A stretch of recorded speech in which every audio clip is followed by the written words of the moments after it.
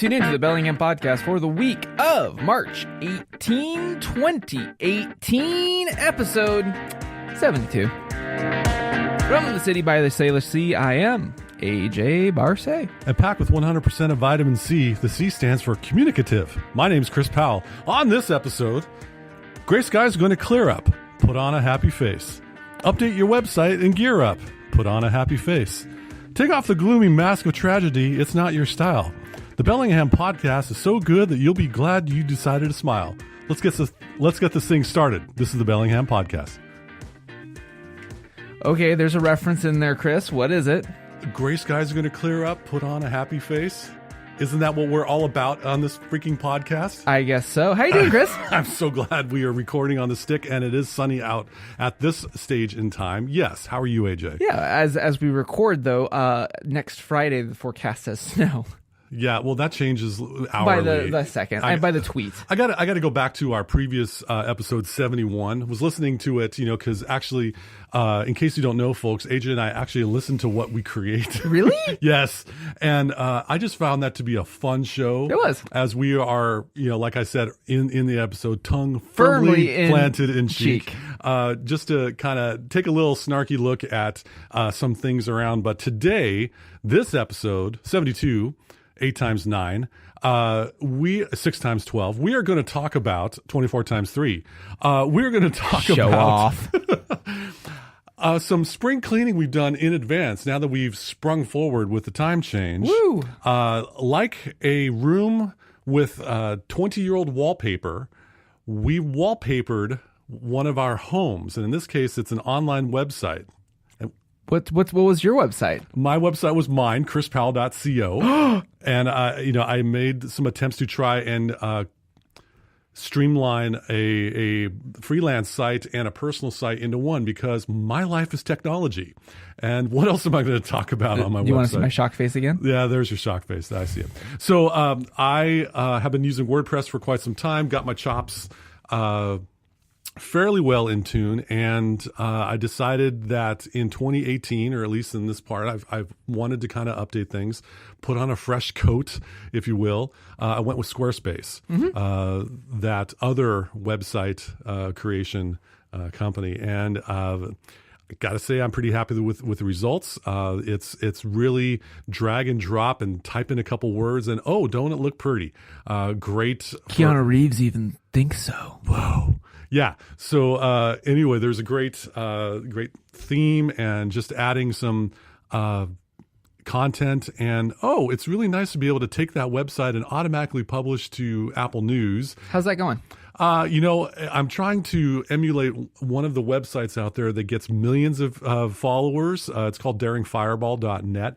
And it's kind of like, here's an article, here's some commentary on it, and here's a link to the article.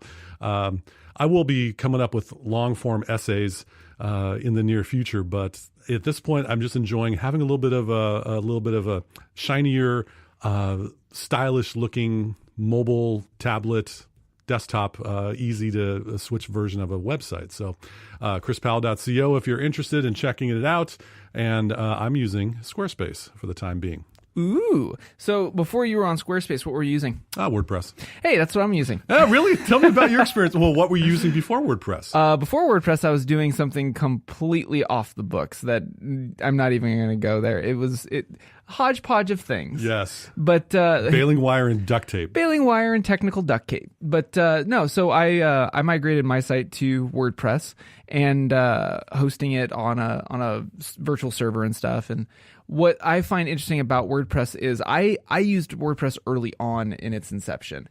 And if you are like me and you're like, oh yeah, I use WordPress, it's really complicated. It is so not that anymore. You still have to know a little bit of tricks up your sleeve, but even if you go with the WordPress.com account and you just do their basic like $4 a month service, I mean, it's pretty compelling because it's half the price of what you're probably paying with Squarespace. Yep, that was an investment. But you got you got themes that are finally mobile responsive. That wasn't even a thing when I was using WordPress. Mobile what? But what's really nice that I like about it is for somebody like me who's doing a lot of photography and predominantly photography, there's a lot more features for us. Like, for instance, whenever I take a photo, my camera records this data on each photo called EXIF data. And what it does is it'll read like GPS location if I have GPS on, and it'll talk about like what my lens was doing, what my body was doing. And you can look it up. And it's kind of like a recipe type of thing. You can look at one of my shots, and it's not, some photographers kind of hide that. They're just like, oh, you can't know what settings I don't care. I want you to see it. Like, if you see, that's kind of my shtick.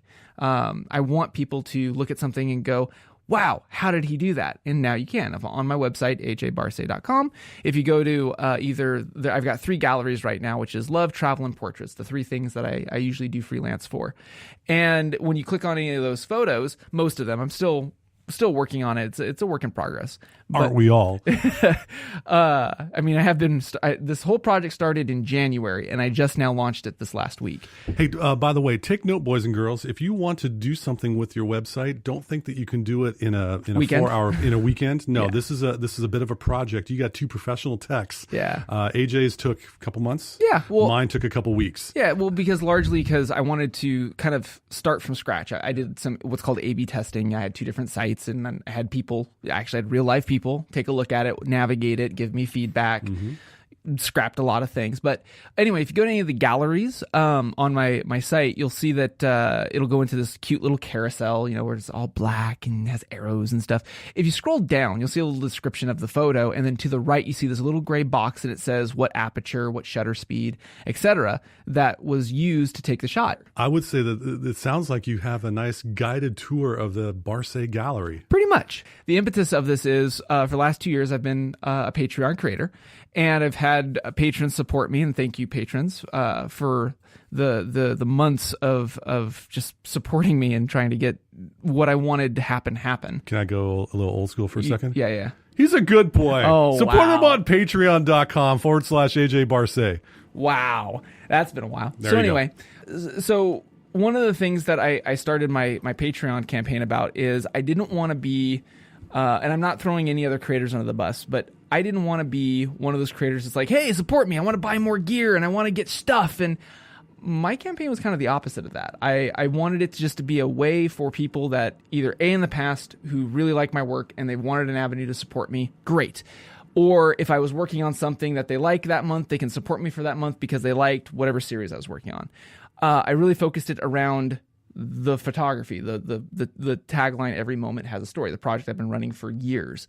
In the back of my mind when I started the Patreon stuff, I wanted to get 1, a community built, 2, I wanted to get feedback, and 3, it was going to be the avenue to which I would relaunch a website where it's about my photography and specifically stories and traveling, and also kind of reining back the other avenues that I would put my stuff on, like, I don't know, social media.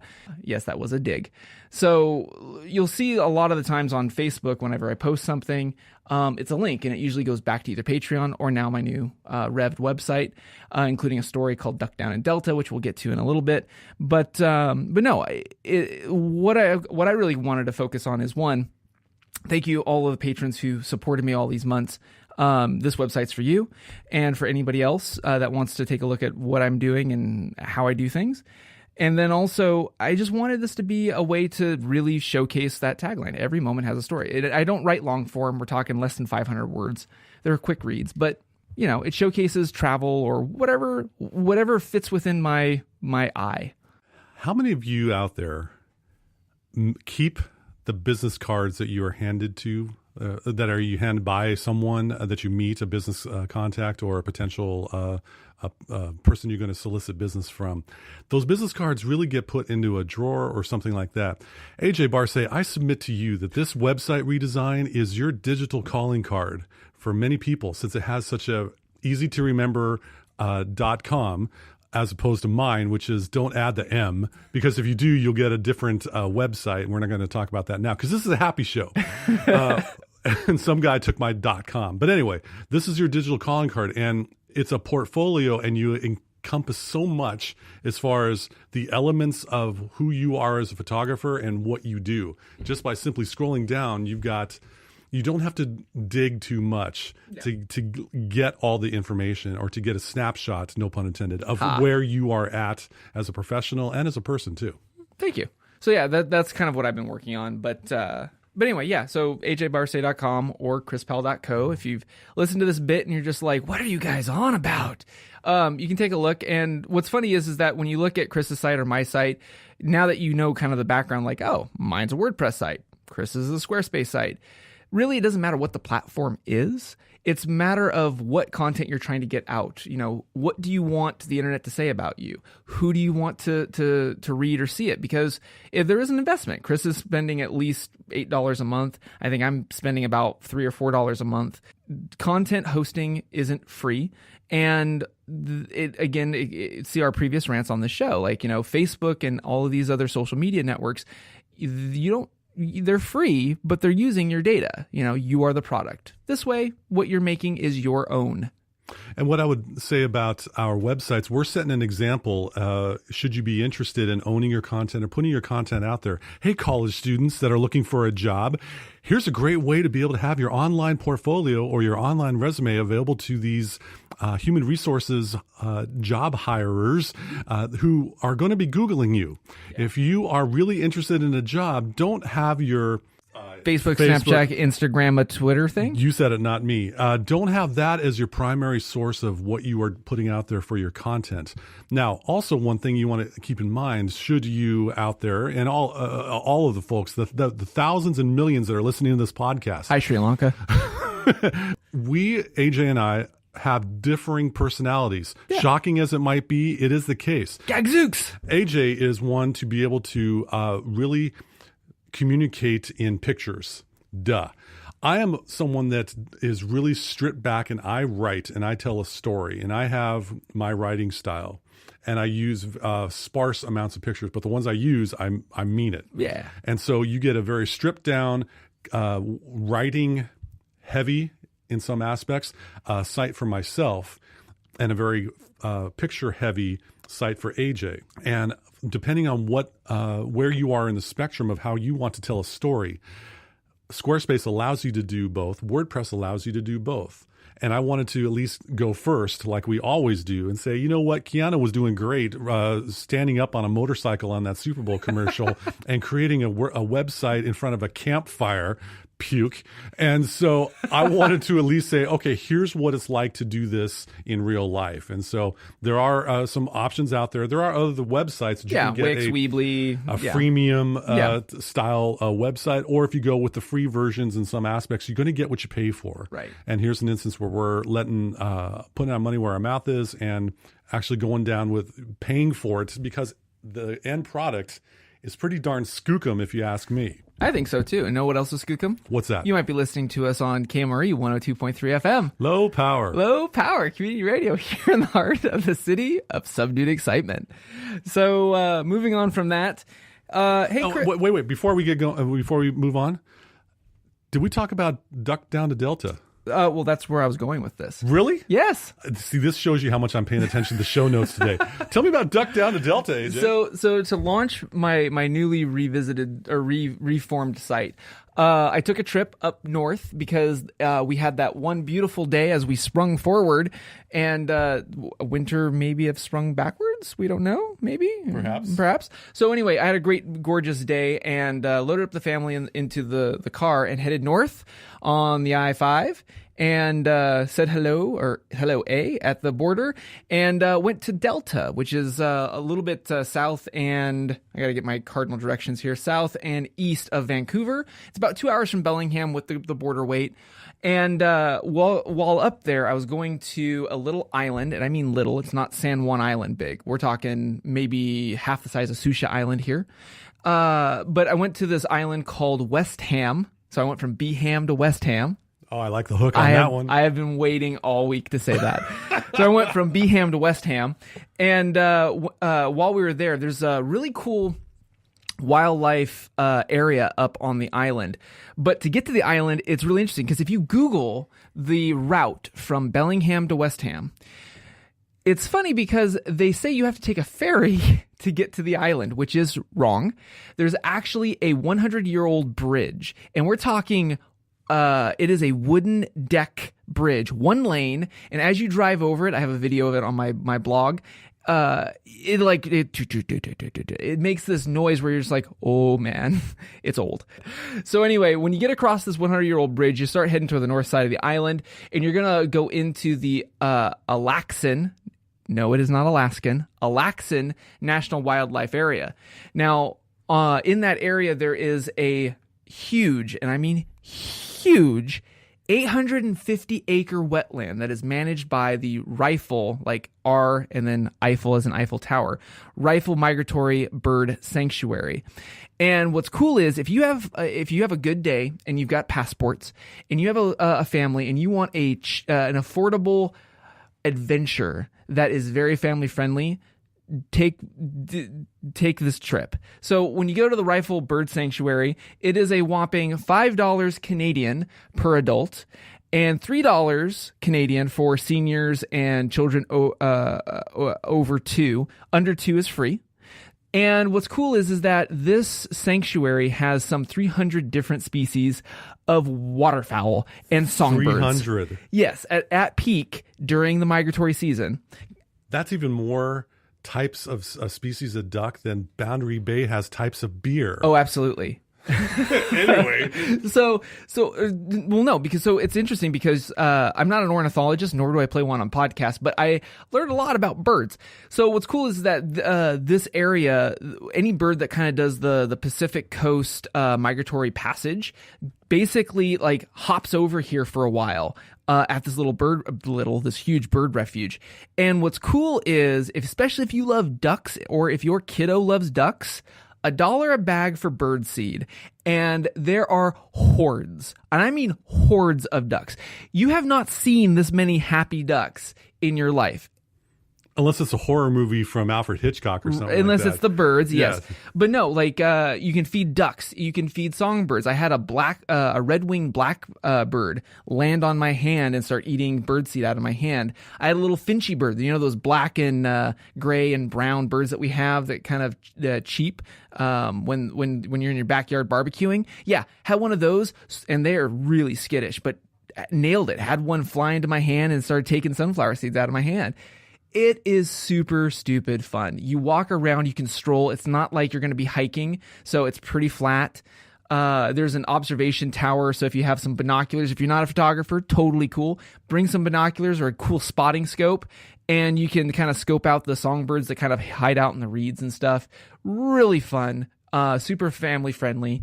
And honestly, if you've got two adults and a kid, you're looking at basically $15 Canadian because, you got the admission for the adults, the admission for the kid, and you're going to have at least 2 bags of seed.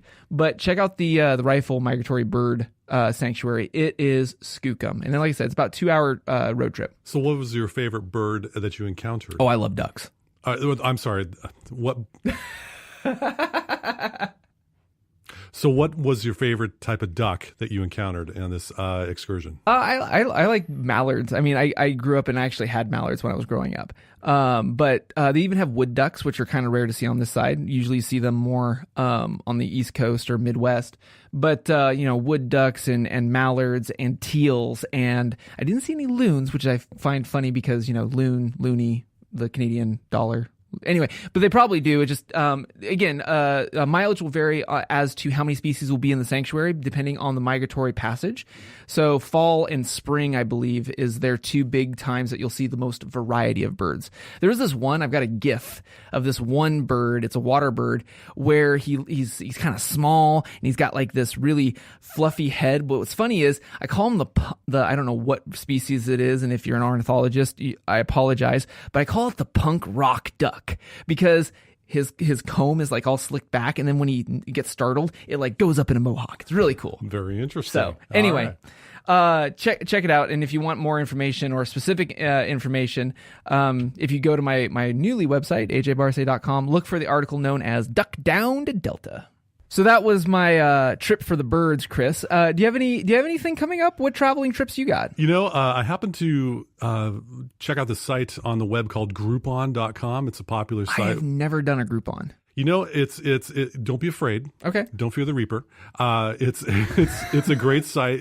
Pretty much they have deals out there, and you sign up, and if enough people sign up for the deal, then But there's one that I key in on every now and then, and it is involving GameWorks in Seattle, a 3-story monstrosity of video games and lots of stuff. Everything with bright and shiny lights. Pretty much. And so my daughter and I have gone down to GameWorks and have enjoyed our experience there. We like shooting zombies. Wait. Come again? And the Pop-A-Shot stuff. Well, the zombie shoot 'em up video games with the video games. Nice. Anyway, so Groupon had a deal where it was $20 all day. And all of these games do cost money. Oh, yeah, But yeah, if you get the card, they hand you you get the Groupon, they get you a card and you just swipe it and that'll give you a free play game. So we can game our brains out and just have a really good time and head down to Seattle. We're heading down this weekend to game and have fun. And then across the street from GameWorks is this wonderful, cool conveyor belt sushi place. Oh, really? Which is wonderful because, we sit down, we give thanks, and then boom, sushi. No waiting. In that order. In that order. Sit down, give thanks, boom, sushi. So anyway, it's a daddy-daughter kind of trip down to Seattle, and definitely cool like that. But anyway, that's cool. Got to get out of town every now and then. You went north, I went south. Dig it. What part of Seattle is GameWorks in that sushi place at? In that I don't know, First Avenue downtown by the convention center, somewhere in there. If you Google GameWorks Seattle, you probably find it. But yeah, it's like a 3-story. And they have a restaurant there and such. It's a destination kind of thing, but we got that going on. Anything coming up now, stateside for what you have planned with the family? Not really. I mean, stateside, probably here locally. As as the temperature gets warmer, we might hit Patton. And kind of walk and stroll type of thing. But stay tuned. I mean, as things come up, you'll see them on my new site. Speaking of GameWorks and games and such, I just saw a big sign down on Railroad for the Ruckus Room that is evidently open right now. We might have to check that out, Pinball Wizard, and check things out and maybe actually do a field report in some cases. That will be loud. So I've done the Ruckus Room. I am a Pinball Wizard. Them and Reset Games Arcade Edition, they're both the goods. But no, every year... there's a international pinball tournament, and 2 years ago I was in that tournament, and it was in the Ruckus Room. So, they got some great tables. If you're into pinball, check out the Ruckus Room, or if you're in the north side of Bellingham, I love Arcade Edition by Reset Games. They got some really cool tables, especially if you're a Star Wars fan. I think right now they have 2 of the Star Wars tables, one from the past and one that's current. And I love hitting the arcade. $5 goes a long ways in pinball.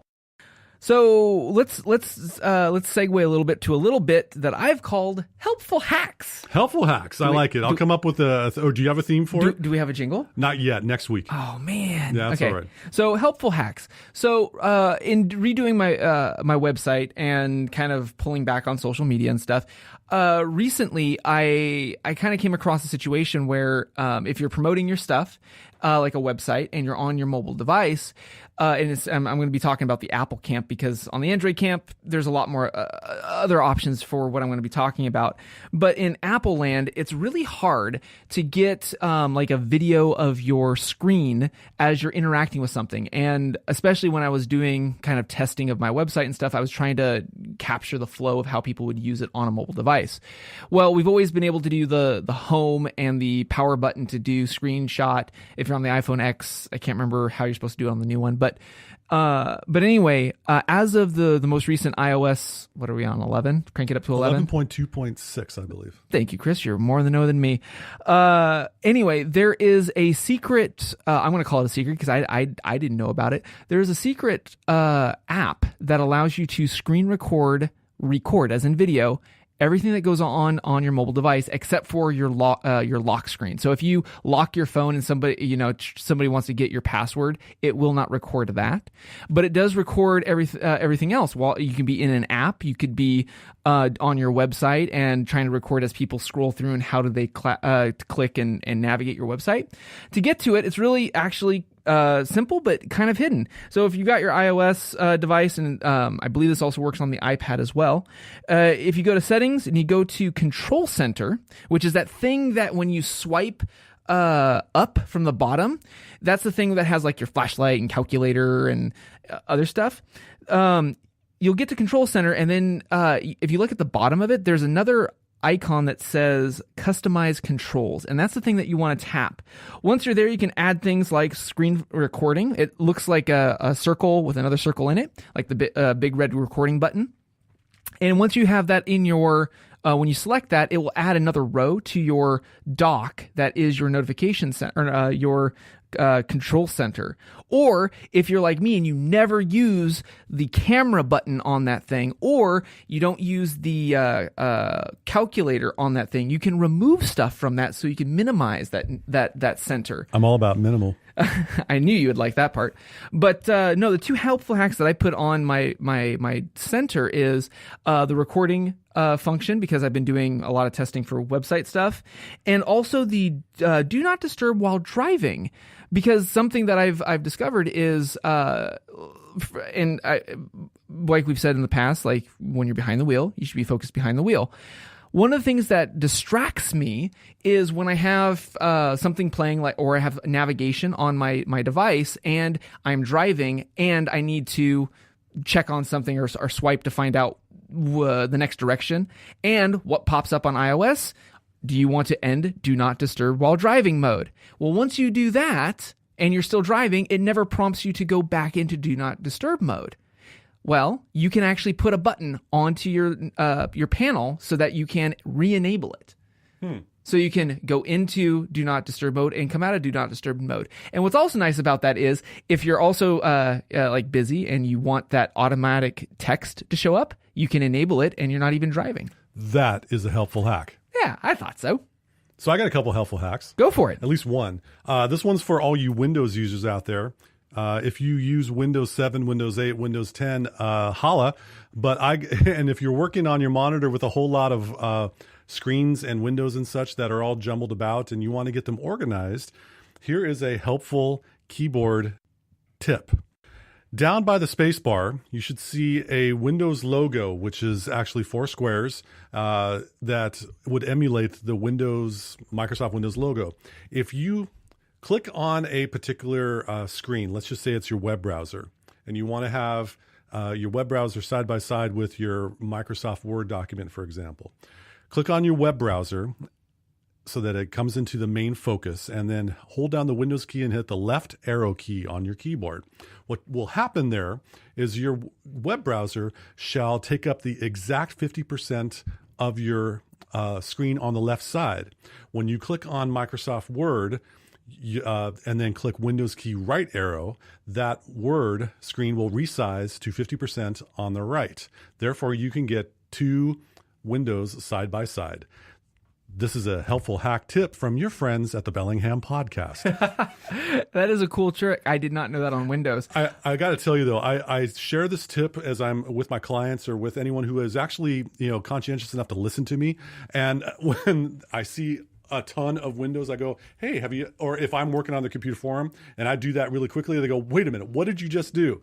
And I share that tip with them, and it's like I'm showing them fire for the first time. It's a beautiful thing. Well, and unfortunately, that won't work for Mac users. Sorry, Mac users. Nope, but there is an app available for that in the App Store. If you look for an app called Magnet, it's a very popular app. It may be like one of the top 10 of the paid apps. Magnet allows you to drag a window to a certain corner or side or top of the screen, and you'll see a little bit of a white outline. Let go, and it'll take up that resizing. It's really helpful for getting all of your windows organized if you're like monitoring stocks and you have a notepad and other things like that. Just got to keep them organized. Yep. Well, you can I should rephrase. On the Mac, you can do the snap to left, snap to right, but we don't have a key command. You have to be in full screen mode, which is on the Mac. If you have an app and you have the big green button, and then if you wanted to bring another app into view, you can snap it to the left or to the right. We'll have a link in the show notes on how to do it, but it's not as easy as what you just said with the whole key command bit. There you go. So that wraps it up for this edition of the Bellingham Podcast. Thank you again so much for listening to us, rating us, reviewing us on anywhere you like to listen to podcasts. You know where we're at. Be sure if you're in the Bellingham area to tune in to us twice a week on KMRE 102.3 FM. Low power. Community radio here in the heart of the city by the Salish Sea. And on that note, thank you again so much for listening to me and Chris. I'm AJ Barsay. And I'm Chris Powell. Thanks again for joining us on the Bellingham Podcast. I love hacks. I got to come up with a theme for that. Yeah, I know. Done.